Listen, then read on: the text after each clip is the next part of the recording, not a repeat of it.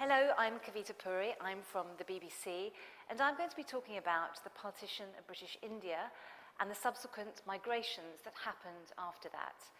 The partition happened 70 years ago, when India was divided into Hindu-majority India and Muslim-majority Pakistan. It precipitated unprecedented migration as Hindus and Sikhs fled to India and Muslims in the opposite direction. Millions were on the move in what was one of the largest migrations in human history. Many of those who lived through that time came in the 1950s and onwards in their thousands to Britain, but many kept their silence of that very traumatic time. And my lecture will be looking at the reasons that they kept that silent and why, 70 years on, they're only just talking about it now. And I'll also be looking at the concepts of home, about lands that were left 70 years ago, and how that connection to that land still endures for the first generation and the second and third generation living in Britain today.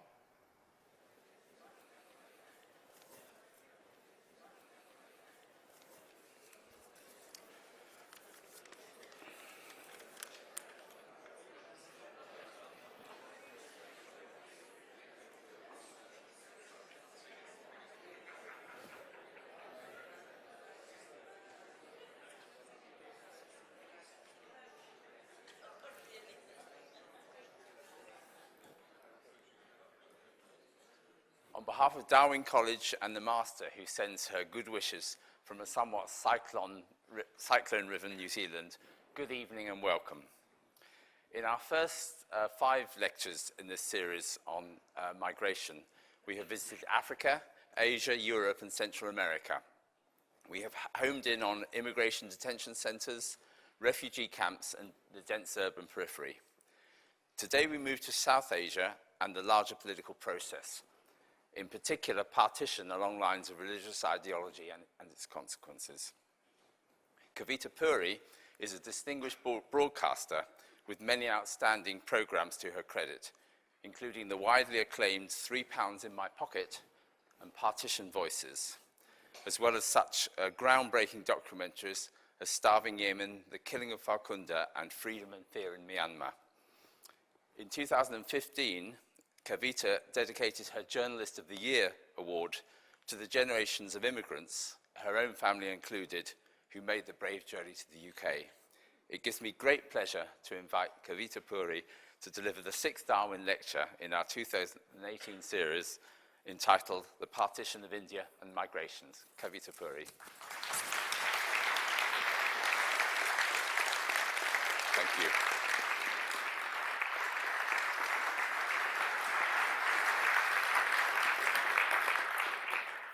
Good evening. Thank you, Professor Jones, for your very warm words and for inviting me here as part of the migration series. And it's wonderful for me to be back at Cambridge. It's where I studied as an undergraduate. I've forgotten how cold it was. If I do this during the lecture, it's not a tick. I'm just trying to get my circulation going. Now, I must confess, I am slightly in awe of your other very eminent Darwin lecturers, and I come before you not as an academic or a high-ranking diplomat, but as a mere journalist, albeit one who has slightly obsessively been collecting, recording, and writing about one of the largest migrations in human history. But before we get there, I want to talk about stories, real-life stories, as that is what I tell for a living. We all have a story, a narrative. Friends and family might know it. It might get passed down through the generations. Sometimes stories are all we have of a past. They may be dramatic, witnessing historic events. They can be life-changing and are often ordinary. They can knit a sense of self, identity, and even bind a nation. But sometimes these stories are just too painful to talk about. And that is what this lecture is about tonight. It is a very British story, but one that many people barely know anything about. Dotted across homes in Britain are people who were once subjects of the British Raj and who are now British citizens. They are complex stories from a generation who are vanishing.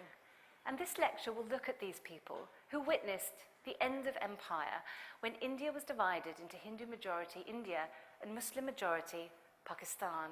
It is known as partition in Britain. Millions who feared being a minority in the new country fled, and they did so in huge numbers, Hindus and Sikhs to India, Muslims to Pakistan. And I say it's a British story, not just because of the 400-year-old connection between Britain and the Indian subcontinent, but because many, or some of the people in their thousands who witnessed this violent birth of two nations came to Britain, and their children and their grandchildren who were born here are part of the fabric of contemporary British society. But the stories of that first generation, of loss and grief, of how memory has shaped perceptions of the land that was lost and friends never to be seen again in 70 years, how the resonance, the connection to that land that was left 70 years ago, it still endures for that first generation and for the subsequent generations who live here today. This is the lived experience of partition, and these stories are only just beginning to be told to public audiences in Britain, and that is what I shall be talking about tonight. Now, before I go on, I should declare a personal interest at this point. My obsession began because I am the daughter of a partition survivor. My father was born to a Hindu family in 1935 in Lahore, and he spent 12 years of his early life there. But his family chose to leave in the months before partition, and they went to Firozpur, which was in the Punjab, and it was one of the cities just close to where the border would be drawn. And I knew two stories about that period of his life. I knew that his Hindu family had been protected by their Muslim friends and neighbours. And I knew that when he had gone to Firozpur, when the city had been awarded to India, that he had witnessed terrible atrocities against the Muslims who were trying to flee to Pakistan. And in the subsequent years, over the last 10 years when I interviewed him for our family archives and for a Radio 4 documentary that I was making, he would talk very freely about his early years in Lahore, spending his high school years in the Punjab, and he would talk about his early steps in this country. But when I would talk about partition, he would go monosyllabic. Why do you want to know about that, he would say. So I would have conversations with my South Asian friends about what they knew about their parents' partition stories, not very much, and what they did know. And I knew that there must be so many of these stories just waiting to be excavated, and I wanted to hear them before it was too late. So as part of the BBC project called Partition Voices, I went around the country recording the testimonies of British Asians and colonial British who lived through that time. These interviews were part of a Radio 4 series, and all the transcripts are stored in the British Library. So to find these people, we contacted local organisations, local papers across the country, academics, faith leaders. We did call-outs on BBC Asian Network, on Indian language radio stations, and once we started looking, we found these stories everywhere. We spoke to many, many people, but in the end, we chose 40 people to speak at length on the record. And we wanted the full range of experience, not just Muslim, Sikh, Hindu, but Parsi, Anglo-Indian, and colonial British too. And each experience was unique, each valuable. It is not at all definitive, and maybe it can never be complete.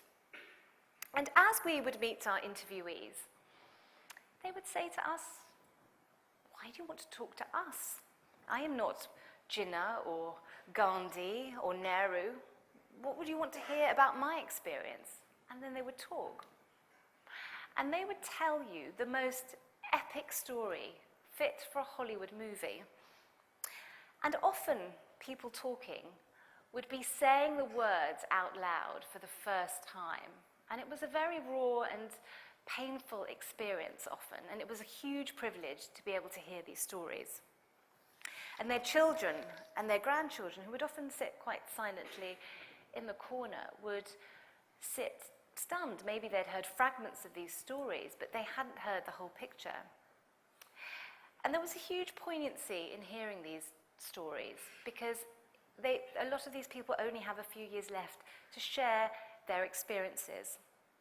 And they told their stories without reticence, wanting them recorded and remembered, respected and heard.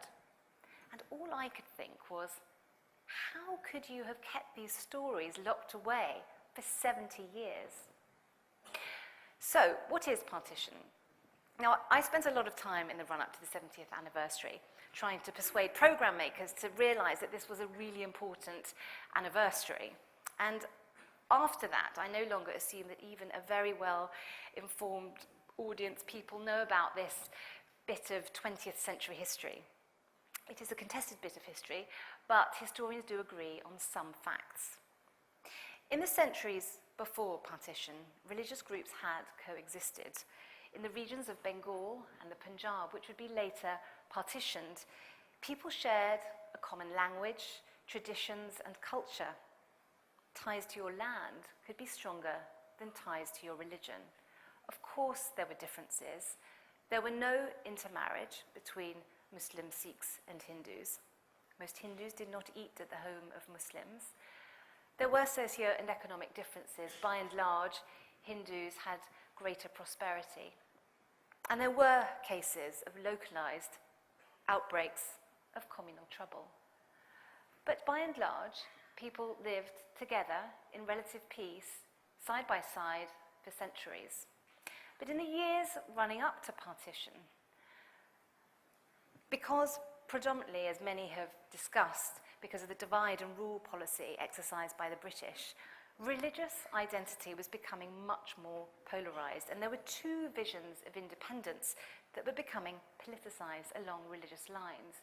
The leader of the Congress Party, Jawaharlal Nehru, wanted India to remain united after the British left. The leader of the Muslim League, Muhammad Ali Jinnah, was bitterly at odds with Nehru.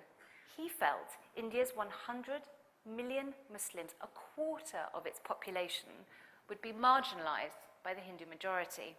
He demanded safeguards, even a separate homeland.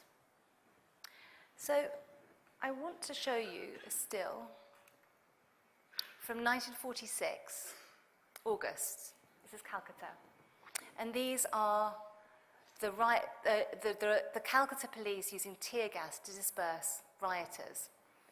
This was the first partition massacre, and it took place almost a year before partition took place. Jinnah had called a direct day of action, and what ensued was communal violence between Muslims and Hindus that resulted in around 4,000 people dying. And in the weeks and months that followed, communal violence spread across northern India to other parts of Bengal, to Bihar, the outskirts of Delhi, Rawalpindi, and then in March 1947 to the cities in the Punjab. There was a symmetry to the violence. All sides were perpetrators. All sides were victims. By this time, the government of Clement Attlee had already announced that British rule in India would come to an end in June 1948. Britain was bankrupted after the Second World War. It was hugely indebted to India, and it could no longer afford a presence in India. And as we've heard, against this backdrop of communal violence across the north of the country, on June the 3rd, 1947, Jinnah on the right, the last viceroy to India, Lord Louis Mountbatten in the middle, and Nehru, and Baldev Singh for the Sikhs, who's not pictured here, made a momentous decision. They agreed to partition British India along religious lines. The provinces of Bengal and Punjab were to be divided. Lord Mountbatten announced that this would take place in a breathtaking 10 weeks. The princely states of Hyderabad and Kashmir would decide which country they would belong to.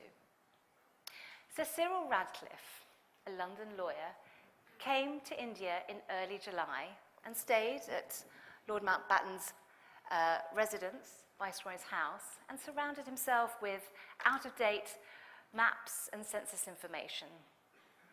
And that would inform him in 5 weeks where to draw the line. He never once visited the provinces that he was dissecting.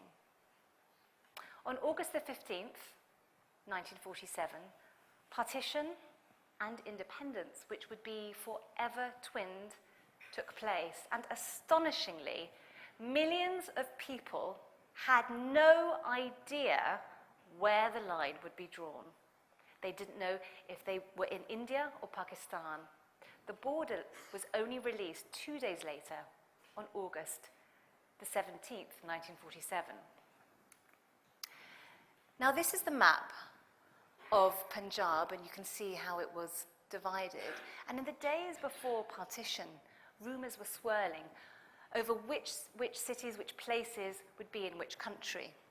The much-prized city of Lahore would be in Pakistan, just 20 miles from the border. Everyone was saying Gurdaspur would be in India. It went to Pakistan. Firozpur, where my dad was awarded to India, but they'd made plans. If it went to Pakistan, they would leave. So this is the map showing newly independent Pakistan and India. And you can see West Pakistan and East Pakistan.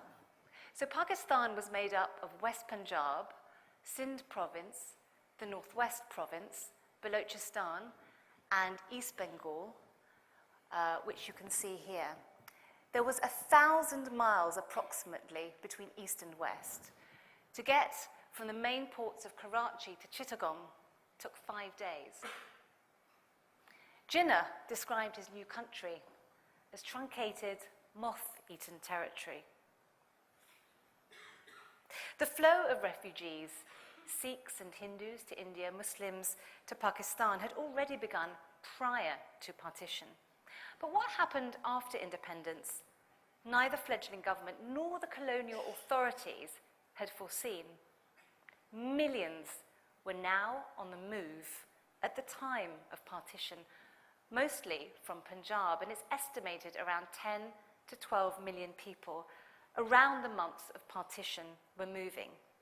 The 1940s was an intense time of dislocation globally, but even so, outside war and famine, this was the largest migration in human history. By the end of 1947, the province of Punjab was virtually segregated, and this was a place where people had lived and mixed for centuries. Millions in Delhi and Sindh the migration started there only once partition refugees arrived in the cities of Karachi and Delhi. By September 1947, tens of thousands of Muslims in Delhi were leaving to go to Pakistan. And by the start of 1948, Hindus from the Sindh were escaping to India. Refugees from both sides of the border occupied newly vacated homes or lived in makeshift camps and started their life over, sometimes learning a new language. And long after 1947, refugees continued to move across borders and sometimes within states due to small-scale communal upheavals. Partition violence continued into 1950 in Bengal, causing further movement, and finally led in 1971 to the secession of East Pakistan, which became Bangladesh, which again saw tens of millions of people displaced, some of whom are still refugees today. The scale and intensity of the violence is shocking. The aim was to eliminate the other religion by death, by branding bodies, by defiling their women. Again, no one is sure of the numbers who died. Lower British estimates are of around 200,000. Some South Asian scholars up to 2 million perished. Over 75,000 women were raped or abducted, mostly by men of the other religion. Some women were killed by their own families to save them from so-called dishonor. To this day, historians still debate how these levels of depravity could have happened, how people who had lived side by side could have turned upon one another like this. This violent birth of two nations has so traumatized them, it affects the politics on the Indian subcontinent today and how they memorialize partition. There has never been a reckoning in India, Pakistan, or in Britain as to what happened. The first museum anywhere in the world opened for the first time last August in Amritsar in India. The statistics of the violence are so staggering, it is easy to lose sight of the individual stories. And I'd like to introduce you to Harshet Singh Bains, who now lives in Hertfordshire, but was born in the West Punjab, and he moved with his family to India.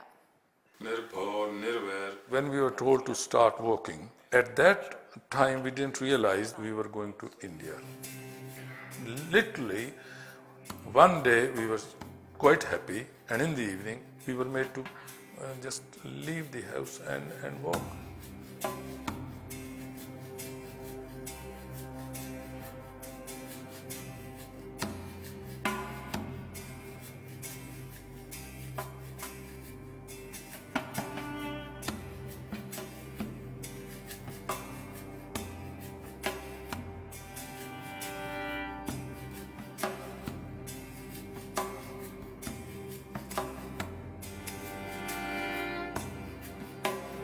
Quite early in the morning, and we were told just to start walking. So we started walking behind our cart. The caravan, it became bigger and bigger as we walked along, because other villages also joined us during that caravan. And in the end, it was miles long. I remember the army men telling us, be close together, it's very dangerous, it is firing going on, people are killing other people, so be very, very vigilant. We were so hungry, eating leaves of whatever crop they could lay their hands on, and also drinking water from the puddles on the ground, because there was no other source of water. It was great tragedy, and we didn't like that being friends one day and enemies next. You can't even imagine. We left everything, and we got friends and relations got killed, and it happened both sides of the border.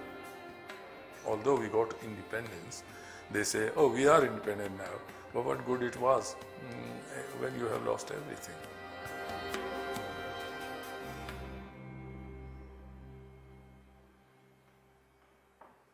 Harshet only knew he was safe when he was handed chickpeas in Faisalkar, which then became part of India.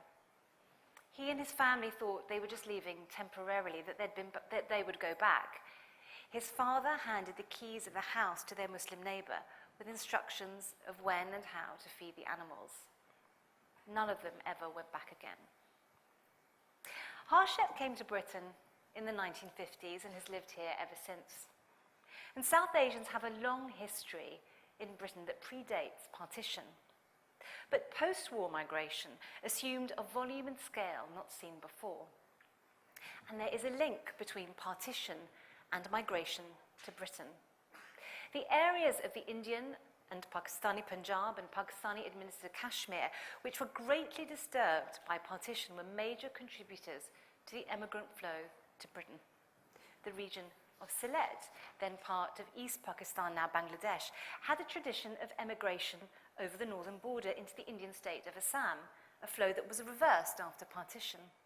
As the Oxford academic Kerry Peach says, as the British tide retreated from India, the Indian, Pakistani, and then Bangladeshi waters, disturbed by partition, lapped into Britain. And crucially, these were also groups of people who had networks and connections prior to partition to particular parts of Britain. Be it, for example, Sylhetis who were merchant seamen, or Punjabis in the Indian Army. Britain was, As Professor Joya Chatterjee, the eminent Cambridge academic, says, the imaginative world that they could go to in times of trouble. And they came in their thousands after independence, relying on that resource of memory, where there were already relationships with people here for them to build a life. South Asian migration started seriously in the 1950s. The British Nationality Act of 1948 conferred British citizenship on any member of the British Empire or Commonwealth. A citizen of India and Pakistan was a citizen of the UK, and limitations were only put on that principle in 1962. Their migration was essentially related to British post-war labour shortages, so they worked in the mills, in the foundries, in the factories, and public services. So the end of empire caused huge migration flows not just on the Indian subcontinent, but explains early and subsequent presence of the many groups of South Asians living in Britain today. Our histories, those of the Indian subcontinent and Britain, are linked. We need to understand this past. That's what I should have done. The 70th anniversary of independence and partition last August was a watershed moment. Something happened. There was a huge volume of coverage, and this is just some of the coverage that we had on the BBC. Newsnight devoted an entire programme in front of an audience of hundreds into looking at the legacy in Britain, India and Pakistan of partition. On prime-time BBC One television, 4 families, 1 British colonial and 3 South Asian, went back in search of their roots. Radio 4 serialised Midnight's Children, and on the 10 o'clock news, they co-presented their anniversary coverage from Lahore and Amritsar. The Guardian had an excellent array of special reports, and the Telegraph told you everything you needed to know about partition.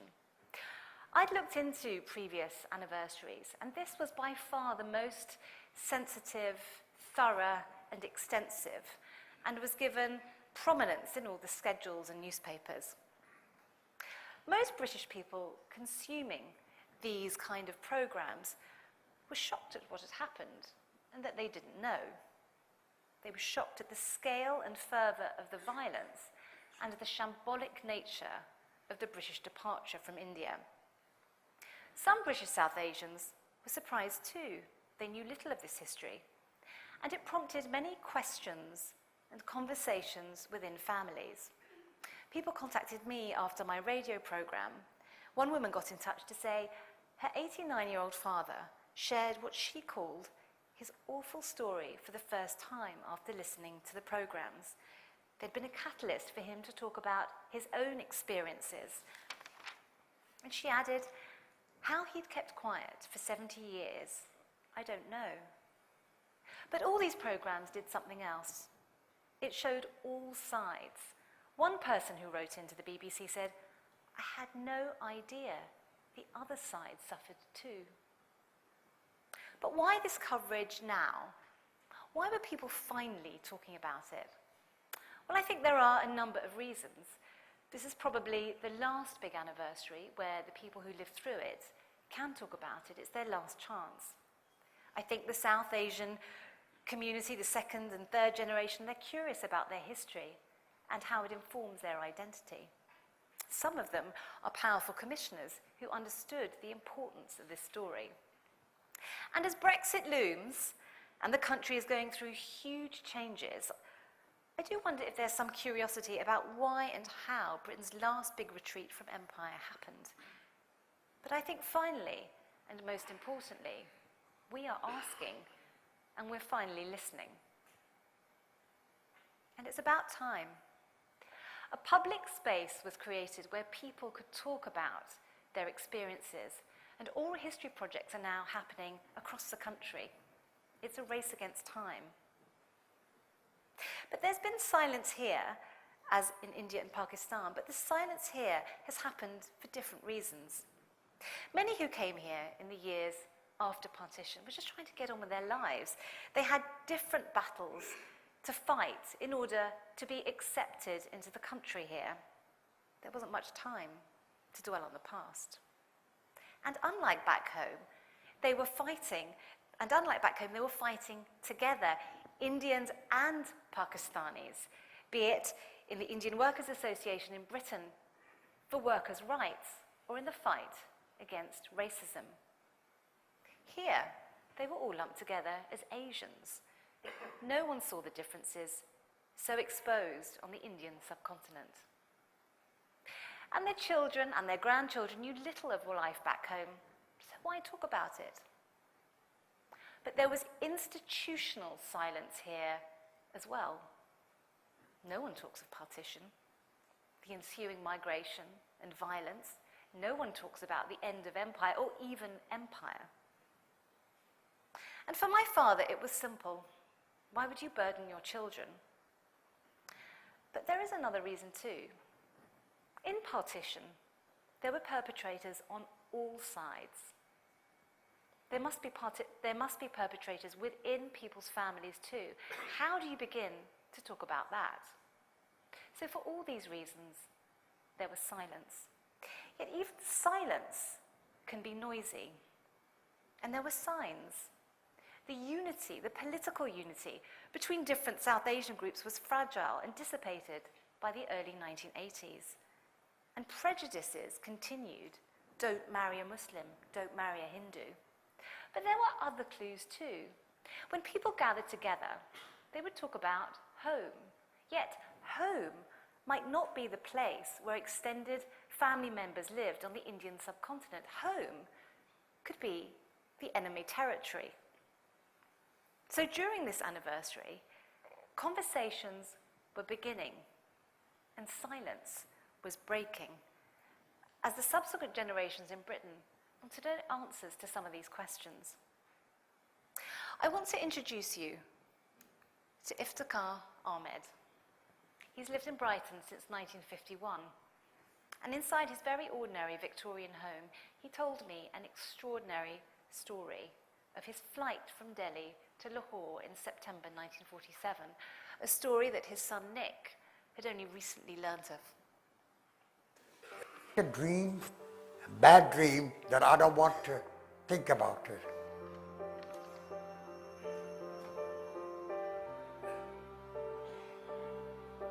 Even now, it's, you're well up, because I might not be here. It's not even now, Christ.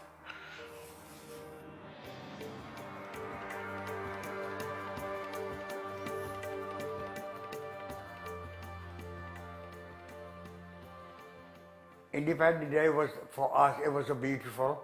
And about 2 weeks, 3 weeks, suddenly it's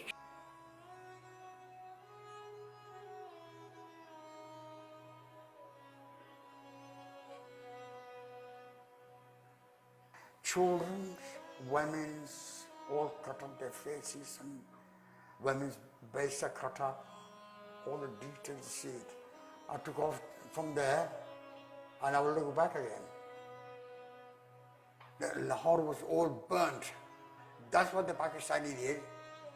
They burned the houses and the people in it. Indian did to us, but Pakistani did to them. The same.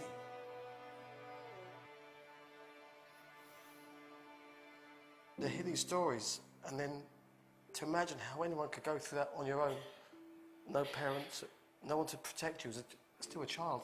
When I think about my kids at that age, the life they've had, it's incomparable. It is literally a movie. I've never stopped. And today I'm in England. I've passed many years. Since 51, I've lived in this country, become my home.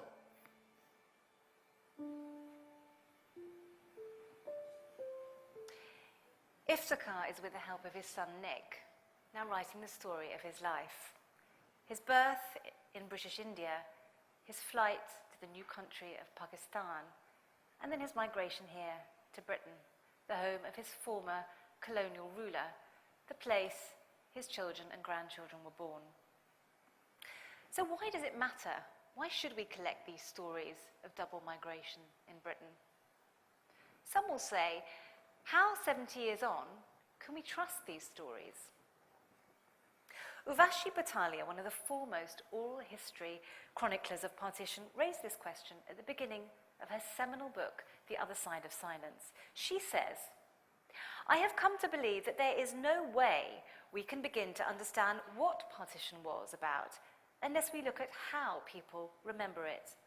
I do not wish to carry out a literal exercise of partition and an attempt to penetrate their narrative for its underlying facts to arrive at an approximation of some kind of truth.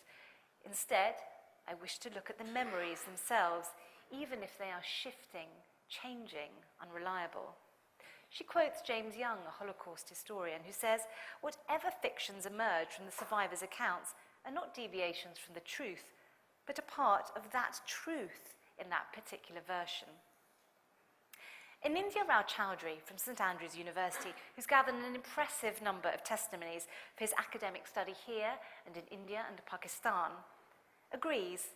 He says, "I'm not that interested in veracity. I'm more interested in finding out what work it's doing in the present." We would never attempt to understand the Holocaust, for example, without testimonials. We have scant account of the experiences of First World War soldiers because of their trauma, which is a gap not only for families, but for the historical archive. These first-hand accounts are just one important facet of understanding partition. 70 years on, memory may have changed, but it is still how it is remembered today is still relevant. And these stories have a particular resonance in this country in helping form the identity of second and third generations. They can show the connections rather than the differences, which can be missing from more formal documentary evidence, or when partition is viewed from the prism of high politics.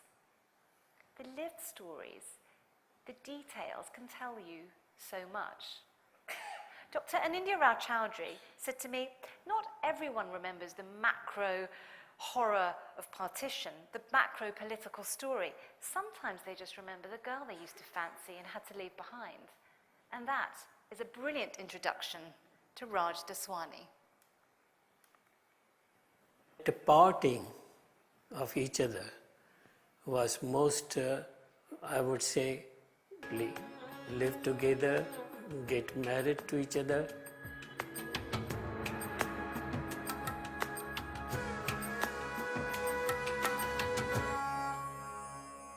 Era Gita, किथे आई?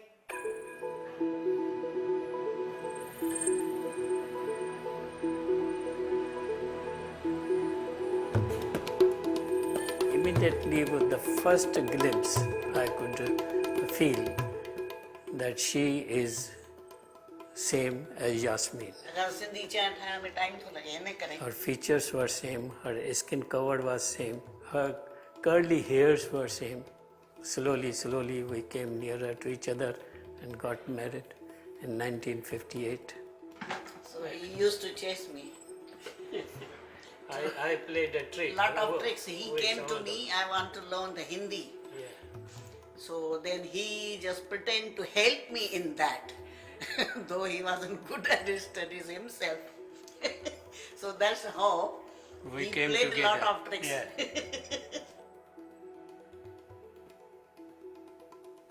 When I landed at the airport from the steps, first thing I did, I took the dust from the ground and kissed it, put on my forehead.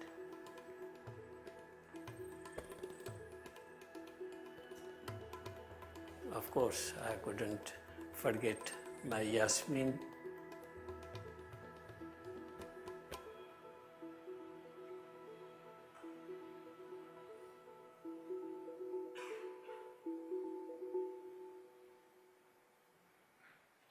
Raj wanted to marry Yasmin at a time when intermarriage was unheard of. It was a Romeo and Juliet story. Raj was from Karachi in Sindh province, and his were a Hindu family living closely with Muslims. And on the day that they left, all the Muslims that they lived with in the block of flats that you saw there, that they shared, they came out. They were crying. They implored the family not to leave. "I will protect you," they all said. But they decided to leave. Incidentally, Yasmin was alive when he went back, but she was living as a recluse, and she had renounced all worldly goods. Raj felt he couldn't go and see her because he'd married somebody else, a woman he had met in the refugee camp in the Bombay barracks, where he was set up to live for 12 years. But in all that time, and he went from Bombay, he went to live in Africa, and then he came to live here. In all that time, it is the Sindh that he remembers. It is the Sindh where he feels at home. He still speaks the language to Gita and to his children and grandchildren. It matters to him, he says, because Hindus no longer live in Sindh province. And in Britain, these stories are important, firstly for British South Asians, in explaining who they are, and in the context of empire, why they are here. It's part of their identity. The accounts, as the woman who wrote to the BBC says, it shows that all sides suffered. It's important that the stories not just of violence are heard, which could foster further division between the South Asian community, but that these stories of coexistence, shared humanity, pre-partition are remembered. But it's also important too that the wider population understand why South Asians are here and the connection with empire, as this is British history. It is not niche British South Asian history. It is just as important to learn about this as it is to learn about the Norman Conquest or the Tudors. It explains why Britain looks the way it does today. It's very hard to sum up the interviews that I conducted. Each experience was unique. But what they did share was a profound sense of loss. Loss of a happier time, loss of home, loss of homeland, loss of friendship, loss of security, and grief. Many said they wanted to return to the place of their birth for one last time. But notions of home are not that straightforward. My father would say Britain is his home, as his children and his grandchildren were born here, but so too is India. It is where his parents lived for decades after they moved. But so is Lahore. How could it not be? It was the place he was born. I watched the BBC Two programme Dangerous Borders during the partition season with him. The younger generation, British Pakistani, was going through the streets of Lahore, going through the bazaars. And I thought this must be so familiar to him. And then I realised Lahore is frozen in time for him. My dad didn't get to go back, but some did, and their accounts are incredibly moving. This is Mahindra. He lives in Edinburgh. And he went back to a place in Pakistan, which is now called Faisalabad, which was called Lalpur. And he took this brick. It was a brick from his home, and he took it all the way back to Edinburgh. The reason he did that is because he said he wanted to remember the place that he was forced to leave on September the 3rd, 1947, on his 6th birthday. And he keeps it in his living room, in the middle of his living room, on the coffee table, in a glass case. And it starts many conversations for people who come and visit. This is Raj, who we met earlier, who told us about his first trip back to Karachi, where he took the dust from the ground, kissed it, and put it to his forehead. And the words that he said when he arrived were, "Mother, I have come home." He took these stones, which he keeps in his house in North London. Why? Because he says he wants to remain connected to his soil. And this is Tara, a third generation British South Asian. And this is a picture, you can't see it very well, but it's of the household of Lord Mountbatten's house.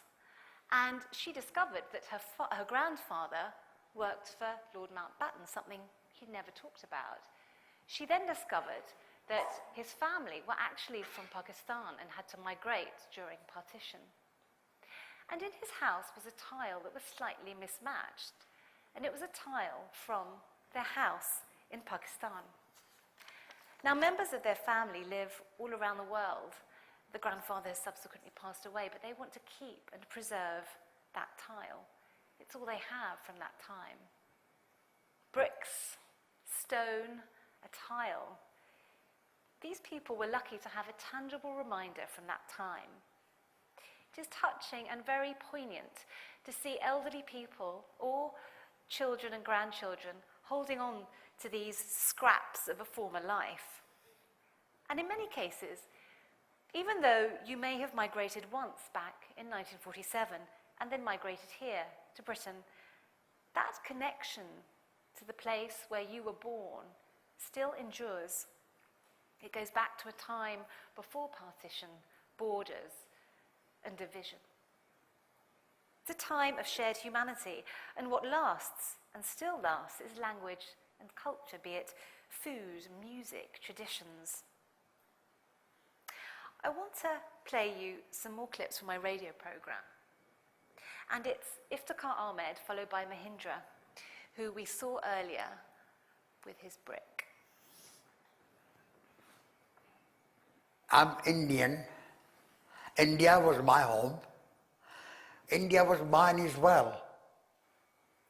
I born there, my great-great-great-fathers are born in India. India will be always my mother, where my mom born. Nobody can take that away. And that's why I feel about India. Gramophone I got from Budapest. Mahindra Dal has lived in Edinburgh for nearly 40 years. He still listens to songs in Urdu, the national language of Pakistan, the place of his birth.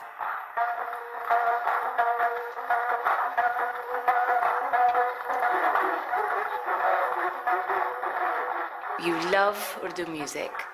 You have an affinity with your place of birth, with the people that you met when you went back. It's almost as if partition never took place, isn't it? Absolutely. You see, the culture, the language, the food, the habits, even the rituals of, for example, weddings, they are all common, has nothing to do with the religion or Muslim, Islam or Hinduism, because they belong to that particular land, the particular place from where you come from. You feel that because you were born in what is now Pakistan. Do you think the generations after you will feel that? Well, I don't know whether the generations will feel that, because actually, after all, the new generations are not born in Pakistan. I admit they won't feel it because they have not lived through that particular period. Ishq hai meri aabru, ishq hai meri aabru, tera ishq. That's Mahindra singing along to his favourite Urdu song on his gramophone. But Iftikhar Ahmed, who we heard, the first person in that clip, who fled India for Pakistan, feels very much bound to India, just as Mahindra, who fled Pakistan for India, feels very much bound to the land of his birth. This need for connection comes from something very deep. It is a statement that I lived there once too. Even if people have migrated once, and then once again. Punjab now is virtually segregated. Bangladesh has a population of around 8% of Hindus. India has 180 million Muslims. But Pakistan, after its separation from Bangladesh, has only around 2% of Hindus and Sikhs. These shifts of people, whether to India, Pakistan, or Britain, carry stories, memories of a time where people managed to live together. And what was interesting about pretty much all of these stories of people that we heard was this is what they wanted remembered. Times where people lived together, not just the horror and the violence. And if there is a purpose in collecting these kinds of testimonies, it is that those stories prevail too, that those stories are handed down from generation to generation, not just the stories of violence, which could engender further bitterness between Hindus, Sikhs and Muslims. It shows that there were once Hindus and Sikhs in Amritsar too. Sorry, there still are. There were once Hindus and Sikhs in Lahore and Muslims in Amritsar. And 70 years on, they still feel that they belong to the place. They had no choice to leave, even if it is enemy land. Borders were put up. Migration happened. But the idea of home can still remain in the places left, even if they are just in your head or in your sense of belonging. It is who you are and where you are from.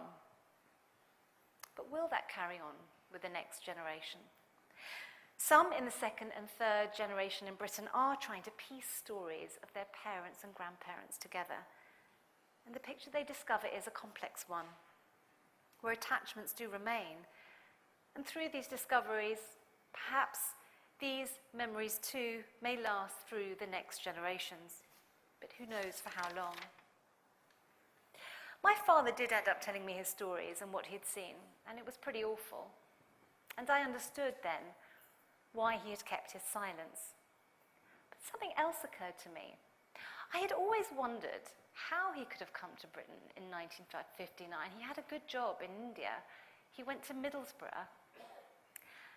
And he had very little contact with his family. Phone calls were very expensive. They happened a few months. And then I realized the worst had happened to him. The original migration was so wrenching that home, whether it was Firozpur, Jalandhar or Delhi, was never the same again. Migration here to Britain could never be as dislocating. So these are, as we have heard, some complex stories of loss and displacement and belonging. And for the second and third generation making their way here, it helps them understand who they are. But for British people, it is important that they too understand their South Asian compatriots, why they are here, how their presence in significant numbers came to be in the early 1950s, which is essentially the story of empire and how it ended. And yet, it is not taught in schools. It is not taught in the way that Black history or the Holocaust rightly is taught. And yet, it is crucial to explain the South Asian presence and important for social cohesion. And it also matters for South Asian groups so that they too understand each other. The Partition History Project, founded by three wonderful vicars from Dartford, Salisbury and Hitchin, decided that this story was important, that people knew about it.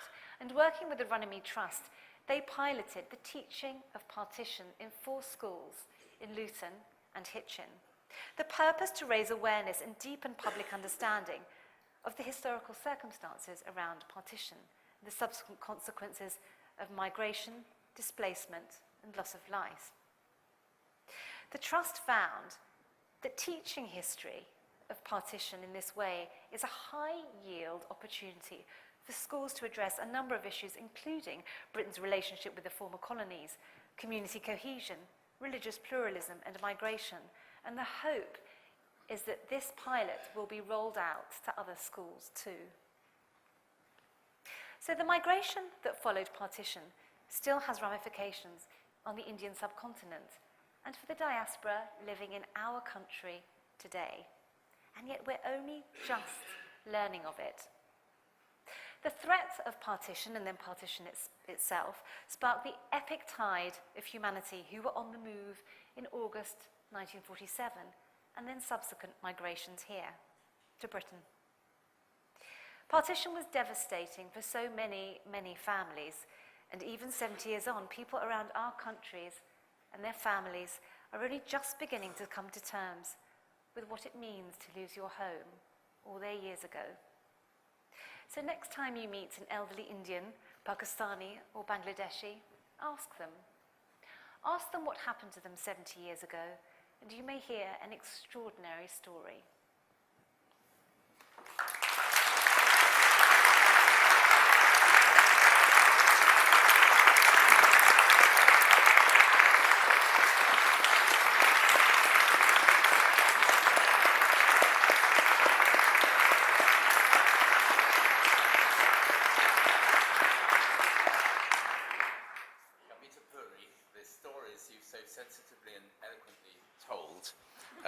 shared by people from all walks of life, including Cambridge academics, and indeed some of our colleagues who share those stories have been sitting in this room listening to your lecture.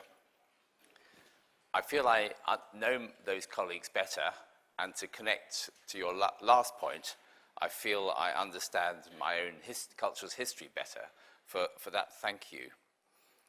Now, the particular diaspora and movement that Kavita Puri has talked about tonight was one of several generations of movements of South Asia that have enriched both Cambridge University and Darwin College. And this connects to next week's lecture, which is Savanti Ramakrishna, who will talk about migration and science. But before we go, I would like us to thank Kavita Puri for a remarkable lecture. Thank you.